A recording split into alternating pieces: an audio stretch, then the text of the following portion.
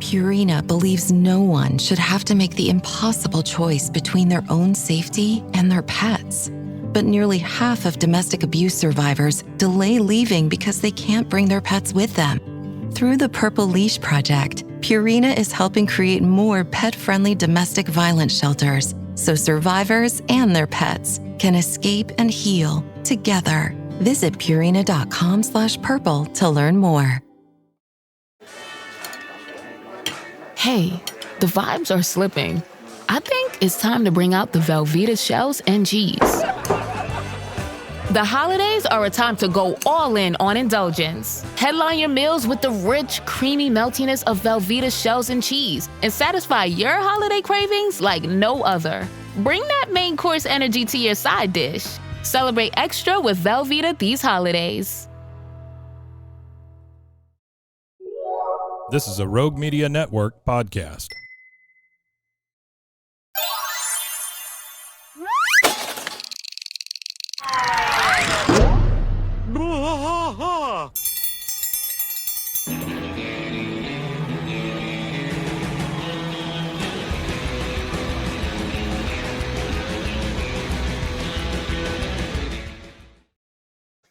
Hello, welcome to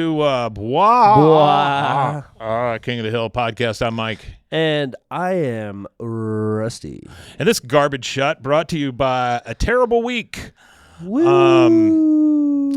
I ended up, a buddy of mine, his dad died this week, and we ended up having to go to a viewing last night, and I produce a show live Friday mornings, and then I'm going to be out of town for Saturday and Sunday, so it was George Clooney's Perfect Storm, and we didn't get around to season 8, episode 2, but we will do that this next week. I plan to get ahead on my notes, and so we won't have to do this again. But I appreciate y'all's welcome sticking with us. Welcome. Thank you. And then we came in here, produced that show this morning. Everything went off without a hitch.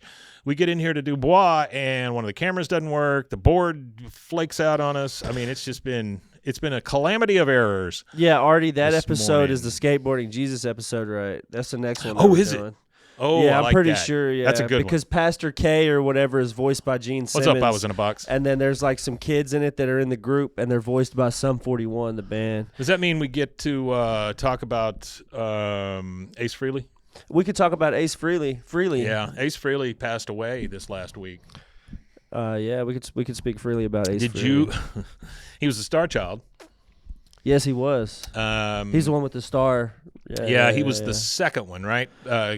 Peter Criss was number one because he was the cat, first. right? And are you talking about Ace their birth Frehley, order? right? What? Are you talking about their birth order? No, I'm talking about like the order they were in the band. Oh, I thought they were all from the same womb. Oh no, you're right. Ace Frehley was in the first. I don't know. Are they from the same They womb? went through so many of them. Yeah, all in the same womb. Oh, Yeah. I just imagine this big like 10-foot Amazonian woman just dropping them out of her uterus in the rainforest. Gene Simmons was. That's how I imagine Kiss was born. But Ace Frehley was the star child, was he not?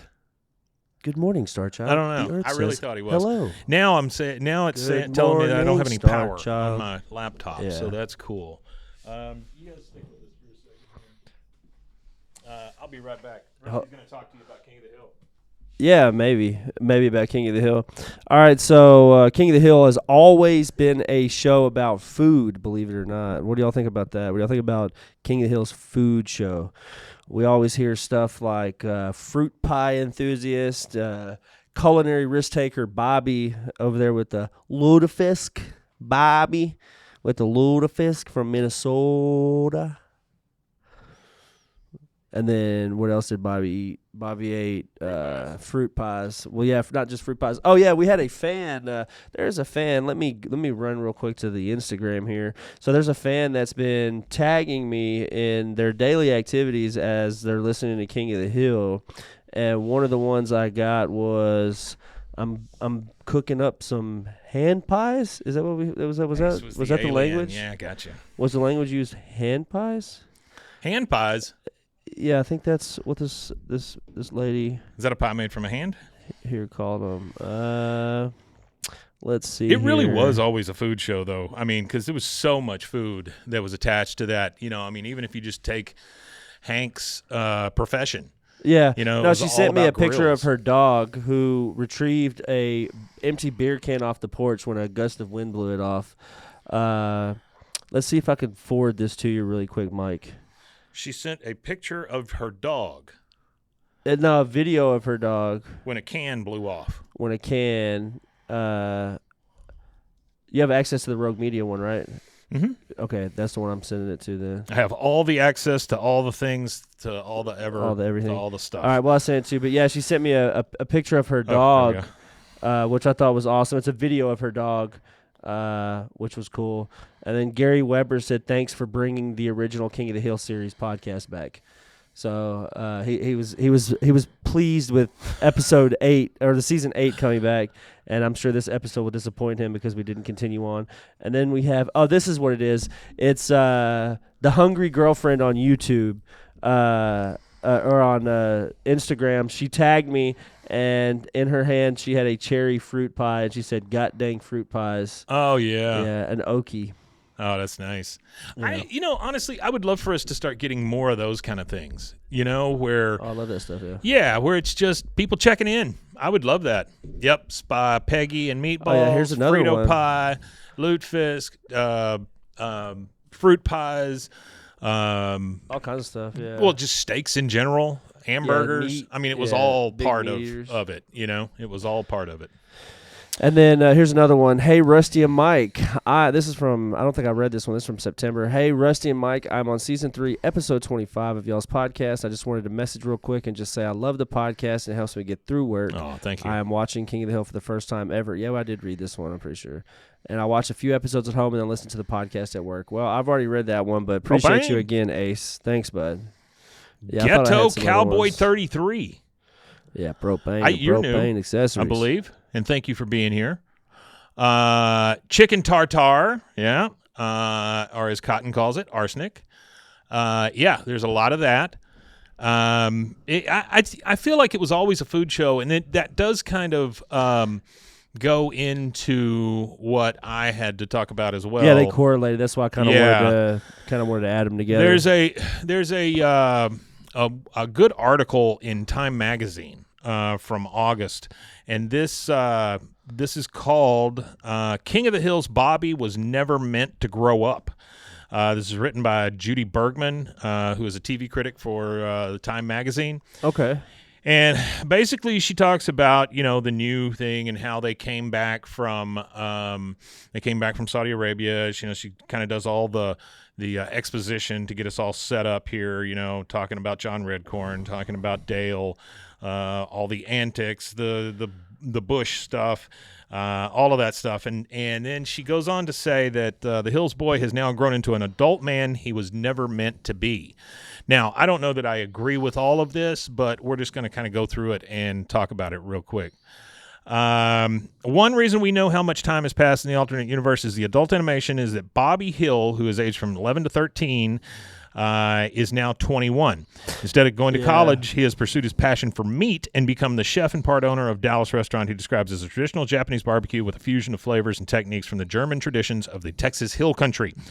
Last time the Germans and Japanese teamed up, I wasn't a fan, said one diner. Which we've talked about the barbecue culture. Yeah. The barbecue culture has German roots. Texas is extremely German. At one point, Galveston was a huge port. So the history of the Galveston port thing. So Galveston was the port before Houston was the major port. Mm-hmm. Houston is a little more up into the bay. You got to go up into the bay to get to Houston.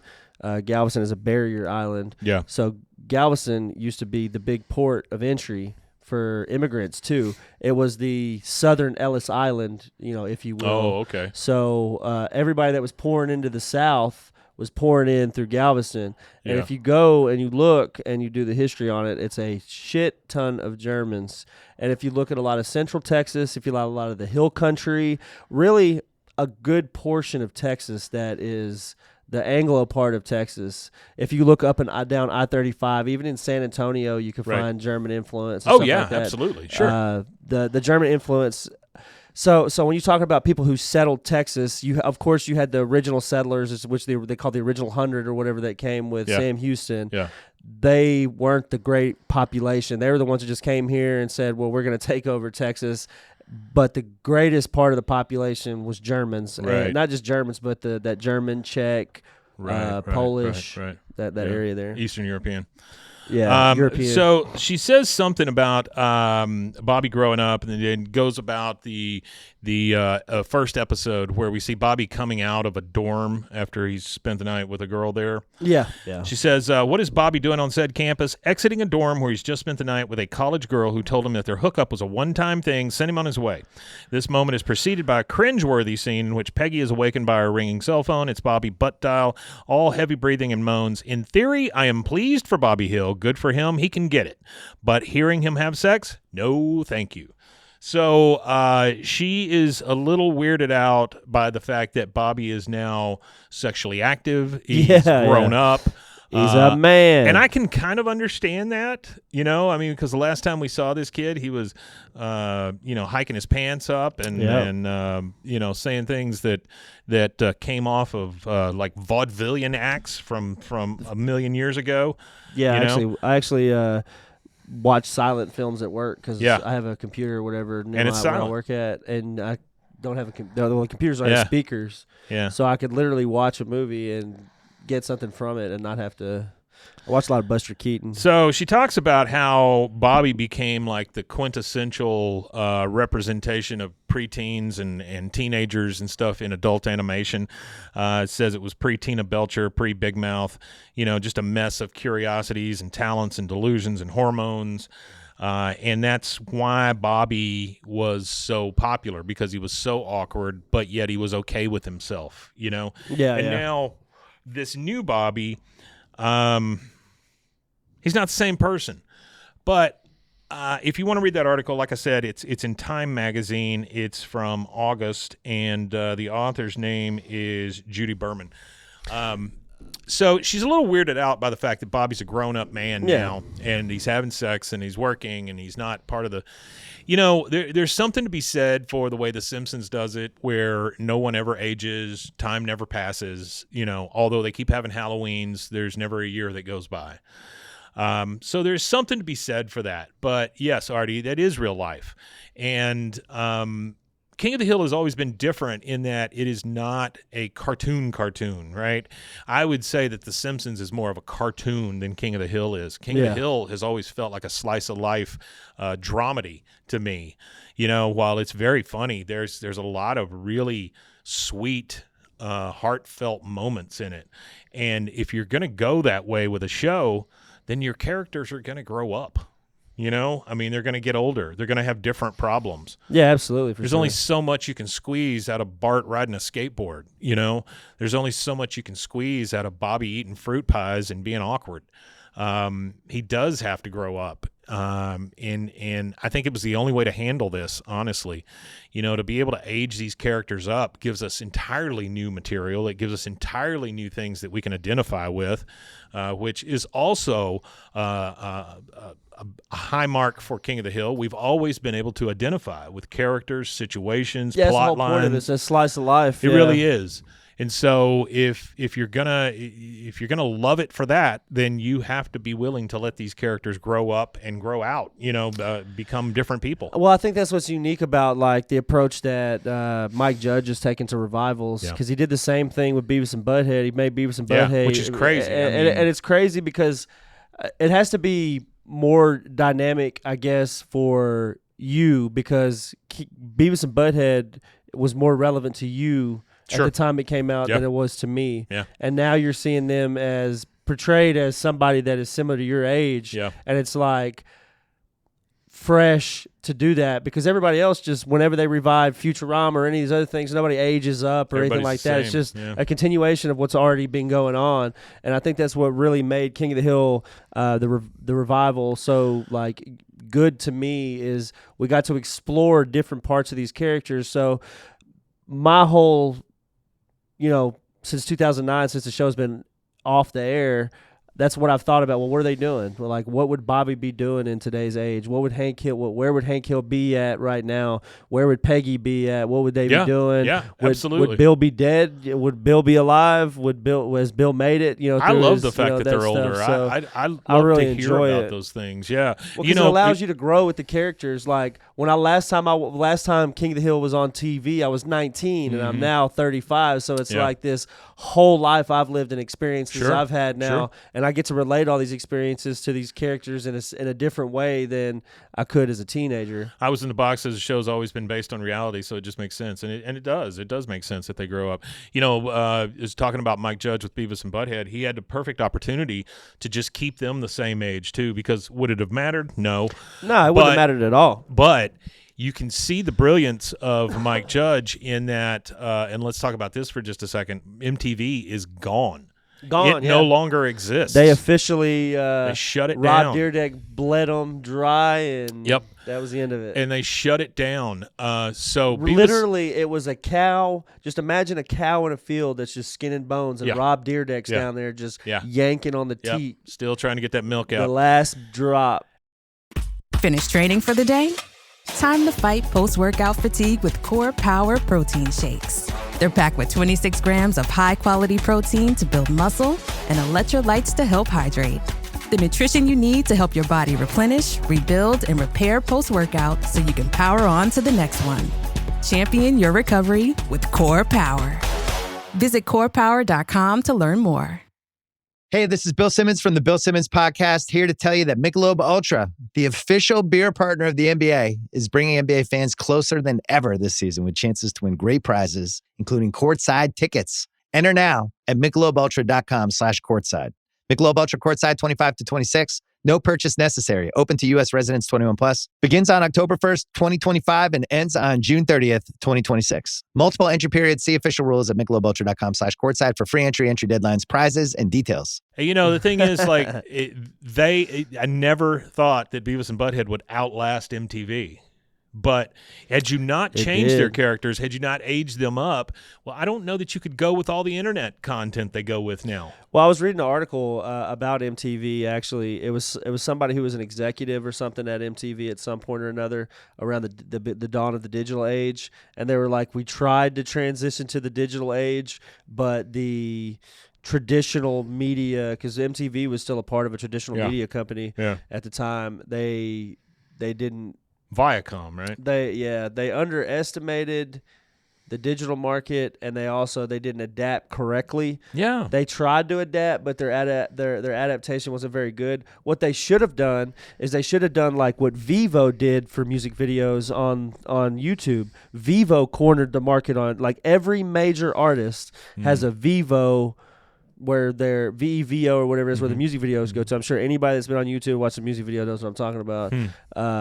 So if MTV would have did something like that, where they could have cornered the distribution on the internet for music videos, I just think you go. The last gasp for me. And I think you see this with places like crazy places like Taco Bell. Taco Bell going back to their 2K menu, their 90s menu, all of that kind of stuff. I think MTV could have used that and said, you know what, we're going back to our roots. We're showing nothing but music videos. Yeah, and it would have been cheap to do. Yeah, they could have had VJs come back on or guests and things and go back to the way they were. Format, and I think people would have picked up on it, if nothing else, for nostalgia. Yeah, I know I would have watched it just out of nostalgia. I would have watched it, yeah. You have shows where you could show originals that were on MTV the first time, like Video Killed the Radio Star and stuff like that, And that would have been a fun channel to watch. It would have been a party channel again that you turn on at a party, you turn on at your gatherings, and it's just good to watch because it's always different. About every 3 to 5 minutes, you're seeing something else. Yeah, it's kind of like when Blockbuster had the opportunity to buy Netflix, but said no. Absolutely. Imagine that. Imagine that guy who has to go to bed every night, and his wife clicks on the Netflix app, and he's got to hear the Ta-dum. Nostalgia does sell. You know, I mean, you in larger cities. Yeah, I used to own 3 little video stores, and in larger cities, they have video store museums and stuff like that. I mean, Yeah. nostalgia does well. I was on the elevator here in the Alico building yesterday with a lady that works for Amicable Life, and she had and I know why she had it on. It was a Dolphins hat and an MTV like windbreaker. Right, and it's because the colors matched, right? That's why she had it on. But I said, hey, that jacket, that's going to be worth something. She goes, what do you mean? I said, MTV, they shut it down. You know, it's not going to be a thing anymore. She goes, oh, my God. Yeah, and MTV's she was like, done. yeah, I need to go home, take this off, and put it up, you know, because it was just MTV all over it. Yeah, MTV's over with. I don't know, man. I just think. Do you think that noise bothers that guy, that Blockbuster guy, that ta-dum? Oh, well, think I know that it haunts bothers him? me. I can't imagine if I passed on it. Yeah. I bet it bugs I the bet crap you. I out of bet him. you he's just driving to the store or something, and it just It hits says him. Just it's probably ta-dum his in version of his ear. tinnitus. It just happens in his ears over and over and over. Just real quiet. Ta-dum, Ta-dum. ta-dum. Yeah. This could have been a world ruled by Blockbuster. It Well, you could know, have. and Burger It King. very well See, could have. all right, I just got through reading That's right, he punches the a Burger wall every King's time he hears it. founders book, like I was telling you last Yeah. week. And Burger love those King stories, by the way. literally could have died. Yeah. Burger King could have completely faded away into non-existence. So in the 60s, in their rise, they had a problem with cash. They had a problem. They were always trying Yeah. to find money and Yeah. funding and stuff like that on their rise up. Like the CEO, the guy that wrote the book, was only paying himself like $32,000 a year.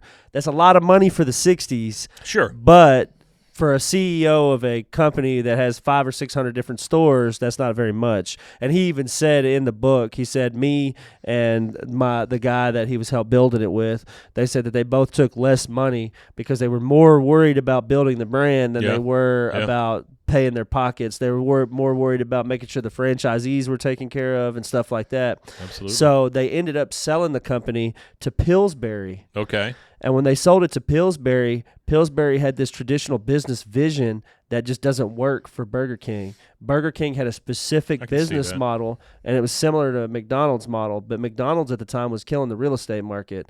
And right now, it's still the largest, and it might even be international now and not just national. Largest but landholder. I know in the United States for commercial, they yeah. own the most commercial property in the United States. Yeah. And that's what they were doing. So Burger King tried to copy their model, but Pillsbury just didn't believe in that model of buying the land and doing the land. So what they would do is a developer would buy the developer owned the land. Yeah. The developer would then pay to have the property developed and have the Burger King built, and then there was a structured contract to where the money from the business would eventually go back to them. They would get paid out, in time, kind of Yeah. thing, with through the business, and that's how their business model was. But a lot of it, Pillsbury started doing corporate stores and stuff like that, where that wasn't what they wanted. They wanted to franchisee it all out and everything, and it almost failed. They had a lot of. Do you remember Herb the Nerd or something like that? There was like this horrible It campaign. was Herb. Yeah, he was a Something like He was that. like a guy who didn't know anything about burgers or something like that. Yeah, And what it was is they had this campaign where yeah, it was rough. if he popped up in the store, Uh-huh. that like everybody in the store would get something. Yeah. So they thought that people would go to Burger King based on the fact that this guy was supposed to, that Right. he might be there. So they had 600-700 stores or so, or thousands of stores at that point. The guy could only be in one store at a time, so like it Sure. really didn't drive any customers. When I was a kid, Burger King was a big deal because they were the place. No, where Burger King isn't dying anymore. It was. Burger King is the number 2 burger in the international market. They were a place where you got the cool prizes. So, like when Star Wars came out, that's where you got the glasses, the collector's glasses. Yeah. When the Disney stuff came out, a lot of the times it was at Burger King, not at McDonald's. Yeah. And so McDonald's saw all that, and they went nuts, and they bought up all those partnerships, and that's how you got the Happy Meals. That's how you got all the toys that you did. Yeah, Burger that's King really kinda what fights for revived that a lot now. of Burger King. That was the Yeah. chicken sandwich was like their Yeah. big thing. Once they started Chicken sandwich wars, never forget. Yeah, once they started kind of doing a little bit of innovation, it was like in the late '80s. They had like a new change in like management, and the guy that changed it, he just was focused on Yeah. what needed to be done, Yeah. and they kind of revived. Well, it's kind it. of like the guy who's taken over for Red Lobster now. That guy came in and he has saved that franchise, Yeah. brand. Yeah.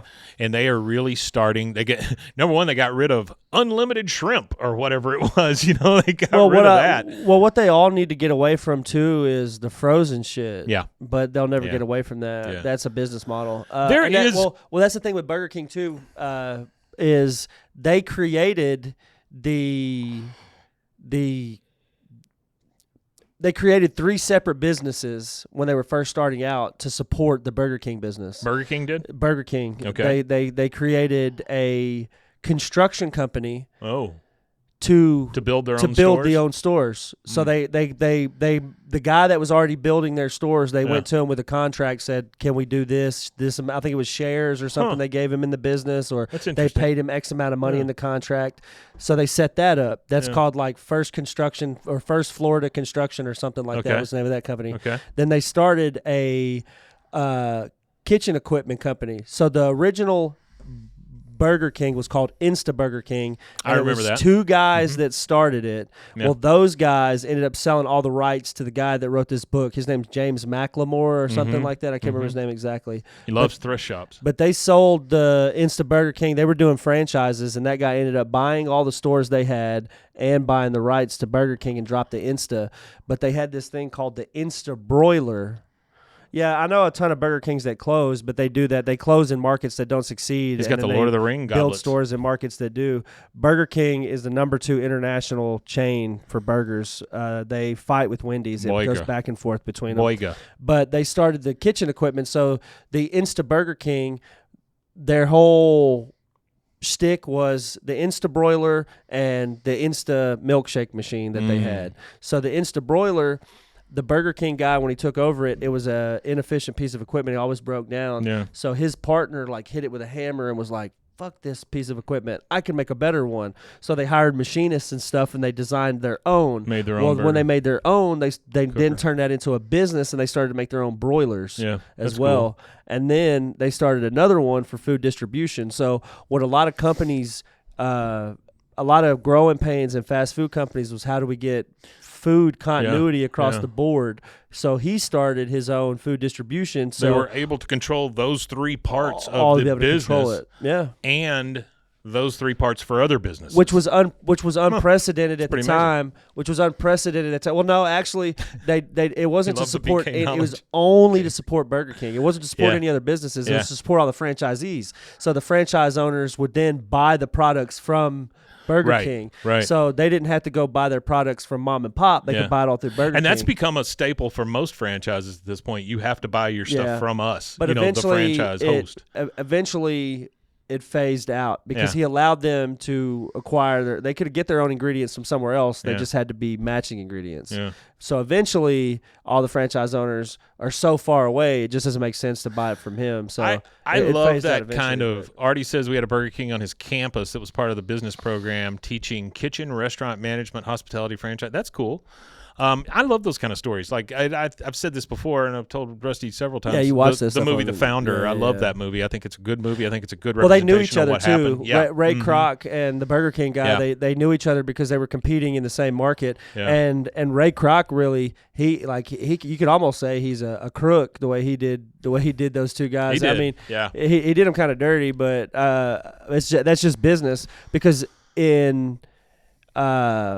there was a aggressive takeover of Pillsbury in the 80s, I think it was, and it was by was one of the 4th largest firms in England at the time. I can't Grand Metropolitan or something out of Okay. London was the name of the company, something like that. But they came in and did an aggressive takeover of everything, and that's when Burger King was taken from Pillsbury, and then that's when they had their growth. And I that's was the in a reason box that he's why never we know wanted they are. Burger King so much as Yeah, right now. Burger Yeah. King's one of my favorite burgers. you guys- I'm a big fan of broiled burger. I You like remember the Burger King heat. video games? Yes, I do. Sneak King. I've got them. Yeah, I've got those Xbox games. I've got them on 360. Yeah, Those were terrible games, but they were great at the sneaking same one. time. No, it was a great marketing tool. Yeah, where you can be like Burger King and hide in that trash can. It was and a stuff. phenomenal marketing tool. That whole King marketing tool. Yeah. put I them- loved that. I wish they it still really- did the it King. really did a The lot King for was them. great. He was creepy and weird and great. The Crown and all that Yes, stuff. yes. Like that It was really great that helped their stuff. brand. That was good Yeah. branding. It was good marketing. Well, guys, I'm that's. gonna read the Wendy's documentary or the Wendy's book next. And Yeah. next week we'll talk. I would about love to. I would Wendy's. love to hear about that. Yeah, just fast food. You're just going to get all the fast food knowledge. Guys, thank you for being patient with us. Like I said, it's just been a heck of a week, and Yeah, I hope you enjoyed the variety show here. yeah, enjoy. I hope you enjoyed the non sequitur talk. But we love you, and we appreciate you being here. And Burger King made $27 billion in 2024. Oof. So there you go. I made like a very small fraction of that. Yeah, very small. Guys, we love you. Thank you so much for being here. We will be back on Monday. Thank you so much, Artie. We'll be back on Monday with my mom was in the hospital, all kinds of stuff. More fast food. Yeah. We'll be back Monday, and we'll get back into it. And I'm going to get ahead of myself with a bunch of these scripts. So we will see you guys next time.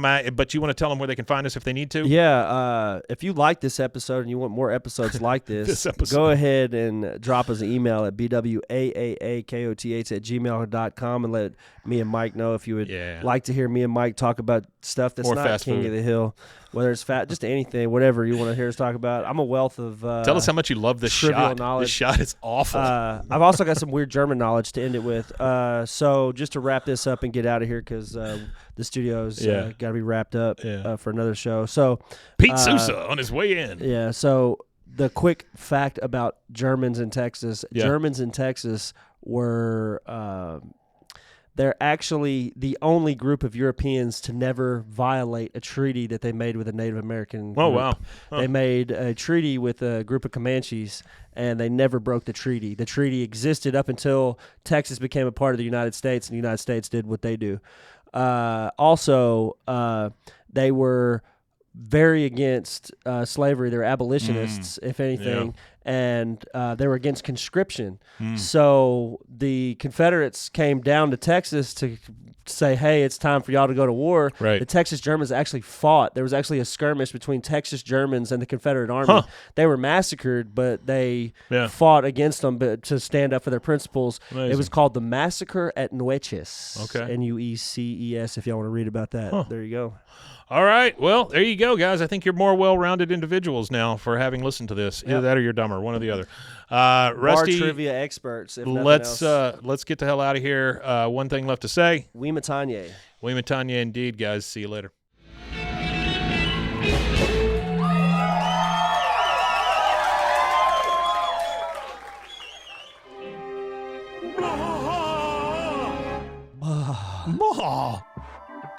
This has been a Rogue Media Network production.